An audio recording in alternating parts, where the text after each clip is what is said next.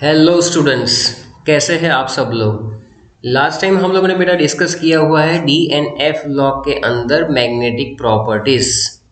तो आज हम लोग जो सीखने जा रहे हैं that is brand new topic which is called complex formation.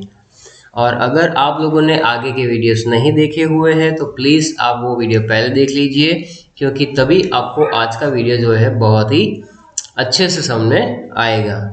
चलिए तो हम लोग स्टार्ट करते हैं। हम लोग आज सीखने वाले हैं कि कॉम्प्लेक्स फॉर्मेशन किस तरह से होता है।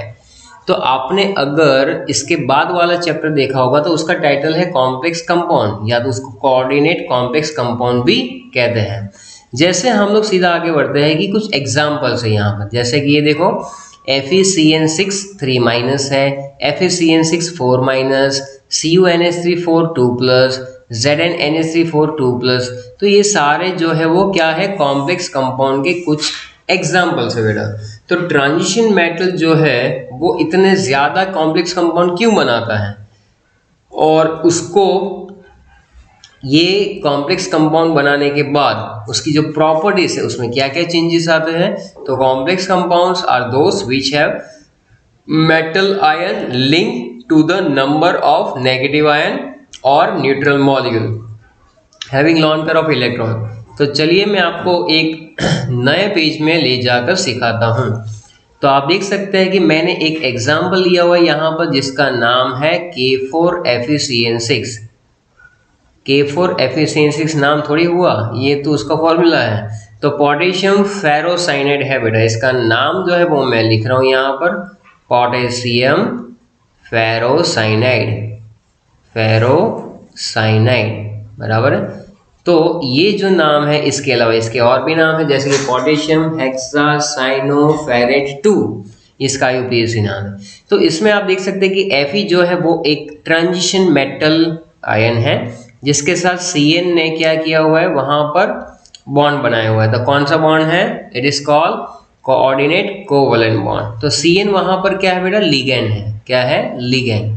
और लिगेंड बेसिकली क्या होता है, लिगेंड होता है या तो नेगेटिव आयन हो सकता है या तो वो बन सकता है न्यूट्रल मॉलिक्यूल। क्या बन सकता है, न्यूट्रल मॉलिक्यूल। तो ये चीज याद होनी चाहिए कि लिगेंड क्या होता है, ligand will be negative ion और न्यूट्रल मॉलिक्यूल, और कभी कभी पॉजिटिव आयन भी होता है, लेकिन ज्यादातर लिगेंड क्या होता है, नेगेटिव आयन और neutral molecule which has lone pair of electron to donate the central metal atom और आयन, जिसकी वजह से लिगेंड और मेटल के बीच में क्या बनता है, कोऑर्डिनेट कोवलेंट बॉन्ड बनता है। तो अब हम लोग यहाँ पर ये सीखेंगे कि कैसे ये कोऑर्डिनेट कोवलेंट बॉन्ड बनता है और कॉम्प्लेक्स फॉर्मेशन के लिए क्या क्या वहाँ पर उसकी कैरेक्टरिस्टिक्स होनी चाहिए। तो आप देख सकते हैं यहाँ पर Fe जो है वो ट्रांजिशन मेटल है और Cn वहाँ पर लिगेंड है। तो यहाँ से the capacity of transition elements to form the complex compound is more than that with other elements, बराबर। इसके अंदर रीजंस भी हम लोग पढ़ेंगे बेटा। तो जो इंफॉर्मेशन दी हुई है उसकी कंपैरिजन में हम लोग ज़्यादा डिटेल में जाने वाले हैं। तो सबसे पहले मैं कैरेक्टरिस्टिक्स लिखता हूँ यहाँ पर। तो सबसे पहले लिखेंगे आप लोग भी अपनी नोटबुक में कि the size of transition metal ion, the size of transition metal ion, transition metal ion की साइज कैसी होनी चाहिए, स्मॉल, यानी कि छोटी सी होनी चाहिए। ट्रांजिशन मेटल आयन की साइज कैसी होनी चाहिए, बिल्कुल छोटी होनी चाहिए। तो ये तो उसकी पहली कैरेक्टरिस्टिक्स हो गई। अब हम लोग दूसरी बात करेंगे कि इसके अंदर दूसरी कैरेक्टरिस्टिक्स क्या क्या हो सकती है। तो आप लिखेंगे the nuclear charge, the nuclear charge, या तो न्यूक्लियर इलेक्ट्रिक चार्ज लिखो, nuclear electric charge, nuclear electric charge, nuclear electric charge and ionic electric charge, and ionic electric charge, electric charge. तो ये जो है ट्रांजिशन मेटल के कैसे होने चाहिए, transition metal ion is comparatively less, ion is comparatively less के मोर होने चाहिए, कंपैरेटिवली मोर। यानी कि बेटा इसके अंदर जो ट्रांजिशन मेटल होता है, आप देखोगे कि यहाँ पर Fe+2 है, तो Fe की कंपैरिजन में Fe+2 कैसे हो जाएगा, तो छोटा हो जाएगा। तो size of transition metal and will be small. दूसरा है न्यूक्लियर चार्ज जो है वो आयोनिक इलेक्ट्रिक चार्ज, ये दोनों चीज़ें ज़्यादा हो जाएगी। तीसरी बात क्या होती है, तो आप देखेंगे यहाँ पर कि इसकी इलेक्ट्रॉनिक कॉन्फ़िगरेशन भी ऐसी होनी चाहिए ना कि favourable condition to form the coordinate covalent bond with the ligands. तो मैं यहाँ पर ये एग्जांपल आपको लेकर समझाता हूँ। देखो यहाँ पर हमारे पास Fe है, तो Fe का इलेक्ट्रॉन कॉन्फ़िगरेशन क्या होगा, 26 इज द नंबर, बराबर है, it is Fe ion man. तो Fe जो है इसमें लिखेंगे हम लोग 3d6 एंड 4s2। अब हालांकि हमने देखा कि यहाँ पर Fe+2 जो है वो यहाँ पर एसोसिएट है इस वाले फॉर्मेशन में, तो आर्गन 3d6 4s0। तो आप देख रहे हैं कि यहाँ पर जो 3d है उसमें कितने इलेक्ट्रॉन है बेटा, तो 3d के अंदर टोटल इलेक्ट्रॉन है 1 2 3 4 5 और ये 6, बराबर है। और 4s जो है उसमें से ये पहले जो थे दो कबूतर नहीं होते, इलेक्ट्रॉन होते हैं क्या तुम भी, तो यहाँ से 4s में 2 इलेक्ट्रॉन होते हैं ना, वो उड़ जाते हैं। कब, जब वो Fe में से Fe+2 बनता है, तो यहाँ पर 3d6 4s0 हो जाता है। अब क्या हो रहा है आप खुद देखोगे कि यहाँ पर जो इलेक्ट्रॉन्स है, बराबर है, तो 3d के अंदर कितने इलेक्ट्रॉन बचे, 6, और 4s के अंदर एक भी नहीं बचा। और ये कंपाउंड जो है वो मैंने आगे लिया हुआ है, वो क्या है, Ml6 बोले तो एक मेटल और 6 लिगेंड। तो मेटल जो 6 लिगेंड के साथ यहाँ पर बॉन्ड बनाएगा, उसमें 6 लिगेंड कौन है, साइनाइड है, बराबर। तो यहाँ पर इसके बाद की कैरेक्टरिस्टिक्स क्या हो सकती है, तो आप लिखेंगे electron configuration of transition metal, electron configuration of transition metal ion is favorable for formation of complex in this, इसके अंदर क्या क्या होता है, तो in this metal ion, अब नीचे लिखेंगे मेटल आयन, डी ऑर्बिटल्स, उसकी जो डी ऑर्बिटल्स थे बेटा, डी ऑर्बिटल्स आर वैकेंट का मतलब क्या, खाली होनी चाहिए, वैकेंट। तो डी ऑर्बिटल्स कैसी होनी चाहिए, बिल्कुल खाली होनी चाहिए, क्योंकि वहां पर इलेक्ट्रॉन पेयर आएंगे किसके, लिगेंड के, और वहां पर वो एकोमोडेट हो जाएंगे। तो डी ऑर्बिटल्स वैकेंट होनी चाहिए। एंड सो आगे लिखो, and so the electron pairs coming from the ligand can be accommodated, बरा, तो ये एकोमोडेट हो जाएगा वहां पर, एकोमोडेटेड, बराबर। तो वहां से जो इलेक्ट्रॉन पेयर आएगी, कहाँ से इलेक्ट्रॉन पेयर आएगी भैया, लिगेंड से, और वो एकोमोडेट क्या कौन कर रहा है, ट्रांजिशन मेटल है। देखो एक दे रहा है तो एक ले रहा है, देने वाला होगा लेने वाला नहीं होगा तो कोई काम का नहीं है, और लेने वाला होगा और देने वाला नहीं होगा तो भिखारी की तरह बैठा रहेगा। अब ये जो है ट्रांजिशन मेटल आयन है, वो क्या है कि वो इलेक्ट्रॉन पेयर लेने के लिए बैठा हुआ है, तो सामने कोई देने वाला तो होना चाहिए, तो दे कौन रहा है, लिगेंड दे रहा है। अब लिगेंड कौन सी चिड़िया का नाम है, वो कोई चिड़िया थोड़ी है। लिगेंड जो होता है वो नेगेटिव आयन होता है या तो न्यूट्रल मॉलिक्यूल होता है, बराबर। तो सोने का नहीं, बिल्कुल जग के अच्छे से काम करो तो मजा आएगा, बराबर, वरना ऐसे बैठे बैठे तो क्या करोगे फिर। चलो, तो इतना तो पता चल गया आपको कि वहां पर जो ट्रांजिशन मेटल आयन है उसके अंदर वैकेंट डी ऑर्बिटल होनी चाहिए, तो वहां पर इलेक्ट्रॉन पेयर एकोमोडेट हो जाएंगे। क्लियर है। अब हम लोग क्या पढ़ रहे हैं कि भाई कौन कौन से सेट यहाँ पर यूटिलाइज होगी। देखो तो मैं अपने लॉजिक से सिंप्लीफाई कर रहा हूँ कि यहाँ पर 3d 4s और 4p ऑर्बिटल्स काम में आएगी हाइब्रिडाइजेशन में, और सेट नंबर 2 जो है उसमें मैं आपको बता रहा हूँ 4s 4p और 4d ऑर्बिटल्स भी काम में आ सकती है, बराबर। चलो सॉरी, तो यहाँ पर सेट नंबर 1 के अंदर 3d 4s 4p ऑर्बिटल आएगी, या तो सेट नंबर 2 के अंदर 4s 4p और 4d ऑर्बिटल आएगी। जब सेट नंबर 1 होगा बेटा, तो यहाँ पर या तो ये D2sp3 हाइब्रिडाइजेशन फॉर्म करेगा या तो DsP2 फॉर्म करेगा, और यहाँ पर सेट के अंदर एक हाइब्रिडाइजेशन पॉसिबल है sp3 और एक पॉसिबल है sp3d2, बराबर। ये दो में से एक चीज़ें आएगी। तो ये टोटल 4 टाइप के हाइब्रिडाइजेशन है, तो क्यों हो रहा है यहाँ पर hybridization? As very less energy difference, as very less difference in energy between 3d 4s 4p and 4d orbitals, 4d orbitals. So what happens? hybridization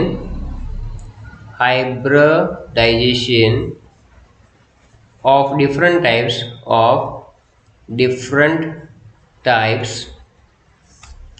can be possible with this orbitals. In orbital के साथ बेटा क्या होगा? Hybridisation होगा।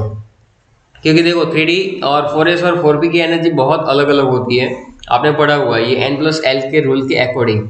और उसके अंदर आगे क्या होगा कि हाइब्रिडेशन हो जाएगी, यानी मिक्सिंग ऑफ ऑर्बिटल्स हो जाएगी, जिसकी वजह से क्या होगा कि उनके अंदर एक तरह की आइडेंटिकल साइज, शेप और एनर्जी हो जाती है, बराबर। तो ये होने के बाद आगे आप देखो 10 different hybrid orbitals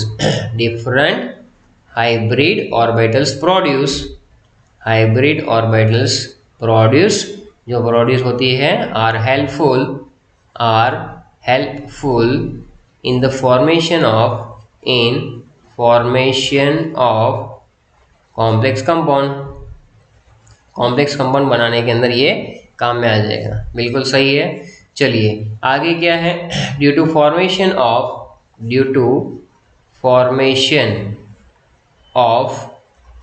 various hybridization and because of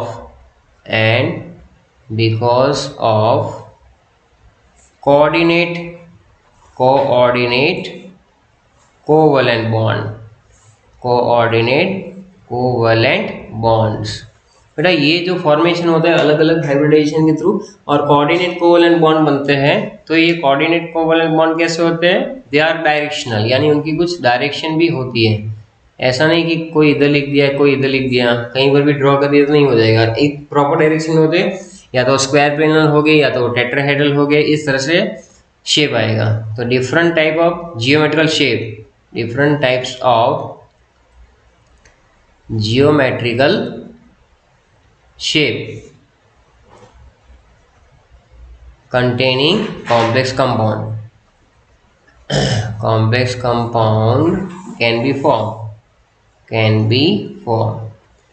तो इतना तो समझ में आ गया कि इसकी मेन कैरेक्टरिस्टिक्स क्या क्या है, बराबर है।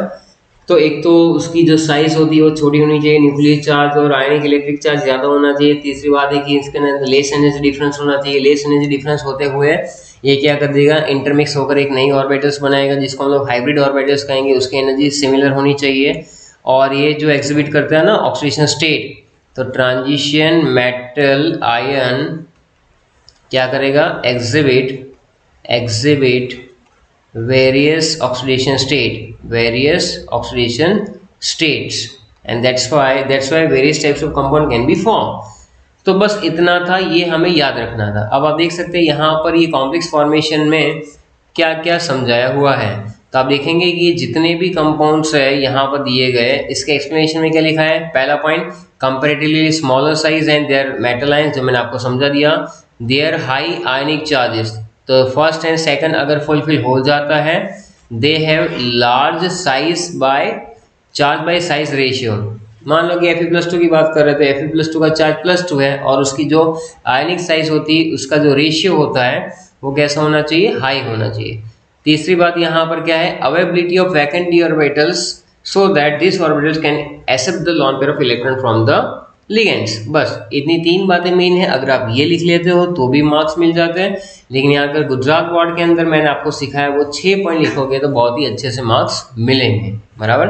तो इस तरह से ये कंटेंट आपको लर्न करना है और इसकी नोट्स भी साथ में बनानी है। चलिए अब हम लोग आगे बढ़ेंगे, जिसको कहते हैं इंटरस्टिशियल कंपाउंड्स। क्या कहेंगे बेटा? Interstitial compound.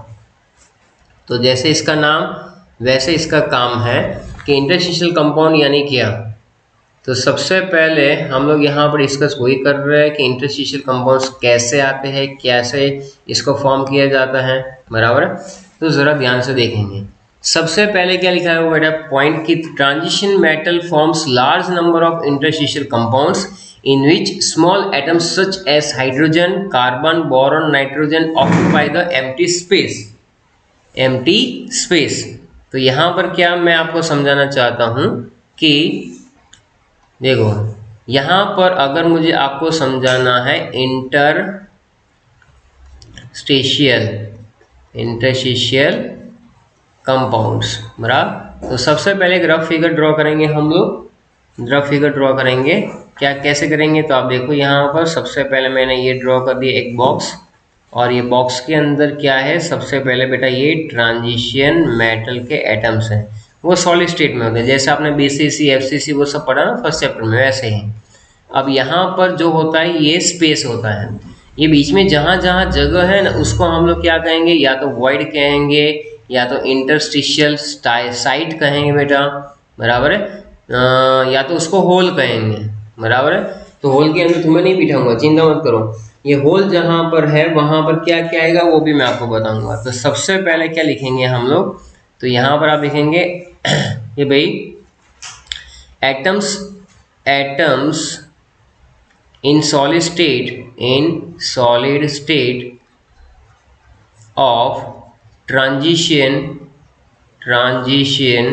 metal, the atoms in solid state of transition metals are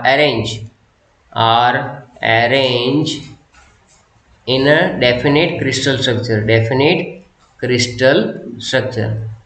तो स्टूडेंट्स यहाँ पर मैं आपको क्या सिखाना चाह रहा हूँ कि यहाँ पर जो भी क्रिस्टल स्ट्रक्चर बनेगा वो डेफिनेट बनेगा, उसकी एक पैटर्न होगी डेफिनेट, इसी तरह से बनेगा, ऐसा नहीं कि कुछ भी बन जाएगा। या तो वो एफसीसी बीसीसी या तो सिंबल क्यूब बन सकता है, बराबर है। तो दिस डेफिनेट वॉइड्स, यहाँ पर कुछ वॉइड्स होंगे, तो this voids are called basically interstitial site. तो non metallic atoms of smaller size, non metallic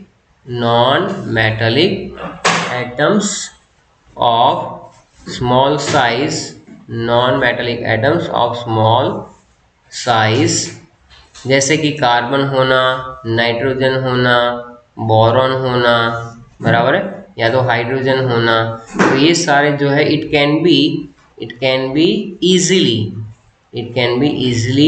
arranged in voids,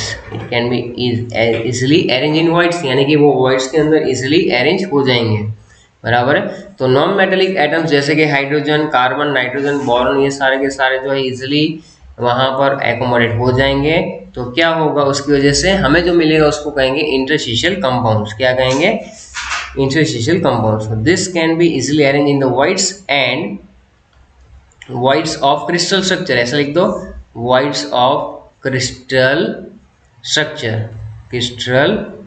structure, बराबर। The compounds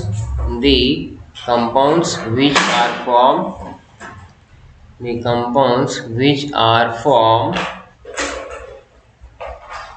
are called interstitial compound। तो इसकी डेफिनेशन हो जाएगी कि किस तरह से इंटरस्टिशियल कंपाउंड जो है उसको हमें लिखना है यहाँ पर। चलिए अब आगे जो है नेक्स्ट पॉइंट में क्या करेंगे हम लोग, नेक्स्ट पॉइंट के अंदर ये लिखेंगे कि भाई केमिकल बॉन्ड जो है, इसमें तो कोई केमिकल बॉन्ड बनेगा नहीं, बराबर है। तो आप देखो कि in which chemical bond is not form, interstitial compound बन गया, but there is no chemical bond between non-metal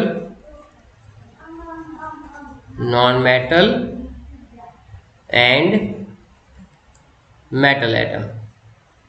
यानी कि आप मान लो कि कोई भी वैनेडियम हाइड्रेट की बात करो, मान लो कि मैंने लिख लिया यहाँ पर VH0.56 ऐसा कुछ लिखा, तो वैनेडियम क्या हो गया, ट्रांजिशन एलिमेंट है, उसके बीच में क्या आ जाएंगे, हाइड्रोजन के एटम्स आ जाएंगे। अब वो बहुत ही छोटे होंगे लेकिन उनके बीच में कोई केमिकल बॉन्ड नहीं बनेगा, कोई केमिकल बॉन्ड यहाँ पर बनेगा नहीं, बराबर है। ये सिर्फ और सिर्फ वो प्लेस के अंदर आ रहे हैं, तो इसलिए इसको क्या कहेंगे हम लोग, इंटरस्टिशियल कंपाउंड कहेंगे। तो ये मेटल एटम वहां पर आने से क्या हुआ कि भी कुछ प्रॉपर्टीज है, basically the properties of the component, the properties, बराबर है, द प्रॉपर्टीज में कुछ चेंज आएगा। प्रॉपर्टीज के अलावा इसके प्रोपोर्शन में भी चेंज आ सकता है। तो यहाँ पर इन्होंने जो लिखा हुआ है, तो आप समझो कि भाई the proportion of components in such compound is not definite. क्या लिख रहा हूं मैं, द प्रपोर्शन, हाँ चलो वापस लिखते हैं, the proportion of components in such compound is not definite। कोई प्रोपोर्शन तो फिक्स है नहीं कि 1:1 के फॉर्म में आएगा या 1:2 के फॉर्म में आएगा, बराबर है। So interstitial compounds are not definite, वो डेफिनेट नहीं माने जाएंगे। उसको नॉन स्टोइकियोमेट्री भी कह लो, या तो इंटरस्टिशियल कंपाउंड कह लो, या तो नॉट डेफिनेट स्ट्रक्चर्स कह लो, उसके अंदर नॉन प्रोपोर्शनेट कंपाउंड्स कह लो। तो इसके फॉर्मूला क्या क्या है, तो टाइटेनियम H करके 1.7 लिख दो, VH करके 0.56 लिख दो, एटसेट्रा। तो this type of compound will be form on the basis of the non metal arrange in the interstitial side. इनकी प्रॉपर्टी में भी काफी सारा वेरिएशन आ जाता है बेटा। तो प्रॉपर्टीज, अगर मान लो कि हाइड्रोजन आ गया एटम्स में, तो उसको कहेंगे हाइड्राइड्स। क्या कहेंगे, हाइड्राइड्स। कितने टाइप के इंटरस्टिशियल कंपाउंड बनते हैं, तो एक हाइड्राइड्स बनेगा। अगर बोरॉन आ जाएगा तो उसको कहेंगे बोराइड्स। कार्बन आ जाएगा तो क्या कहेंगे, कार्बाइड्स। और अगर नाइट्रोजन आ गया तो क्या कहेंगे, नाइट्राइड्स। ये शॉर्ट में समझा रहा हूँ, बहुत ही सिंपल लैंग्वेज में बता रहा हूँ बेटा। इस तरह से ये हो जाएगा, बराबर। उसके बाद क्या आ गया, notable change will be observe in the characteristics, बराबर है। So there is a change in the characteristics, उसकी प्रॉपर्टीज चेंज हो सकती है in the presence of hydrogen, boron, carbon और नाइट्रोजन। या तो आप हाइड्राइड्स बोल लो या तो बोराइड्स बोल लो। तो मेन जो एलिमेंट था, जो मेटल था, उसमें जब ये सारे एटम्स आएंगे, और अगर हमने बोराइड्स, हाइड्राइड्स, कार्बाइड्स ये सब बना लिया, तो उसकी प्रॉपर्टी के अंदर चेंज आएगा ही आएगा, क्योंकि इसके क्रिस्टल स्ट्रक्चर में भी चेंज आ रहा है। The small size of non metal atoms, बराबर है। तो हमने देखा कि मेटल एटम्स जो थे वो बहुत ही बड़े बड़े मेटल एटम्स थे, और उसके बीच में जो जगह थी वहां पर जो एटम्स आ रहे हैं वो बहुत ही छोटे छोटे आ रहे हैं। हाइड्रोजन मान लो, कार्बन मान लो, या तो बोरॉन या तो नाइट्रोजन। तो कुछ इस तरह से ये चीजें चलेगी, बराबर है। सो वो कोई बॉन्ड तो फॉर्म नहीं करेगा। So hence free electrons of metallic bond, तो जो फ्री इलेक्ट्रॉन होता है ना उसको अट्रैक्ट करके रखेंगे। जो जो नॉन मेटल्स है उसमें कोई बॉन्ड नहीं बन रहा है, but the small size of non metal atoms present here in the void attract the free electrons. तो यहाँ पर क्या लिख सकते हैं हम लोग कि नॉन मेटल जो था, non metal atoms attract free electrons of metallic bond, बराबर। और उसकी वजह से हुआ क्या, free electrons of metallic bond क्या करेगा, are localize. Free electron of metallic bond localize, वो लोकलाइज हो जाएंगे, एक जगह पर फिक्स हो जाएंगे, localize. And so strength of the bond increases. Strength of bond क्या करेगी, बढ़ेगी। स्ट्रेंथ ऑफ बॉन्ड बढ़ने से क्या क्या होगा, तो कौन कौन सी प्रॉपर्टी डेवलप हो रही है, जरा ध्यान से समझो। एक होगा बेटा हार्डनेस, बराबर, मेल्टिंग पॉइंट, बराबर है। फिर होता है रेजिस्टेंस टू कॉरोजन, यानी एंटी कॉरोसिव प्रॉपर्टी भी डेवलप होती है, notably increase. And therefore we can say that interstitial compounds are used in the preparation of. तो इसी तरह से ये जो इसकी प्रॉपर्टी इंप्रूव हुई, तो इसके यूजेस कहाँ कहाँ पर होंगे वो आप देख लीजिए। तो कुछ टूल्स में यूज हो रहे हैं, बराबर है, या तो मशीनरी पार्ट्स के अंदर यूज होगा। मशीनरी पार्ट्स जैसे कि कटिंग और ग्राइंडिंग टूल्स, मिक्सर वगैरह जो होता है, बराबर। व्हीकल्स में यूज होगा, बराबर। इसी तरह से अलग अलग जगह पर उसका यूज हो सकता है।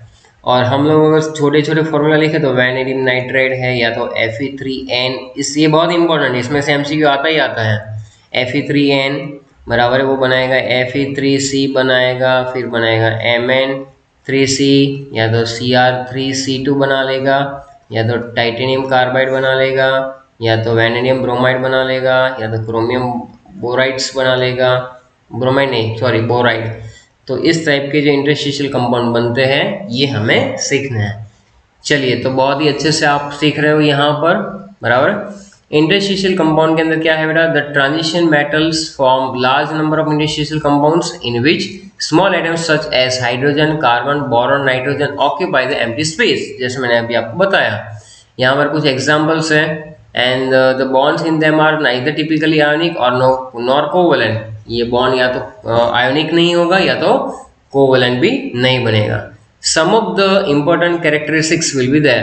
तो आप देख सकते हैं कि ये क्या क्या हमें सिखा रहा है। तो मैंने जैसे जैसे बताया वैसे ही पॉइंट्स है, लेकिन फिर भी एक बार देख लो कि they are very hard and rigid. Steel जो है ना, steel which is an interstitial compound, तो आप देखो कि आयन और कार्बन बराबर, FeNC is quite hard. Similarly some borides are as hard as diamond.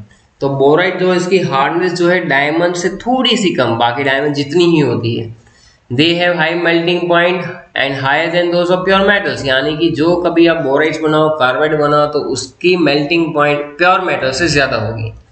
They show the conductivity like the pure metal and they acquire chemical inertness also. बहुत ही आलसी हो जाते हैं, बोले अब कुछ करना नहीं है, बराबर।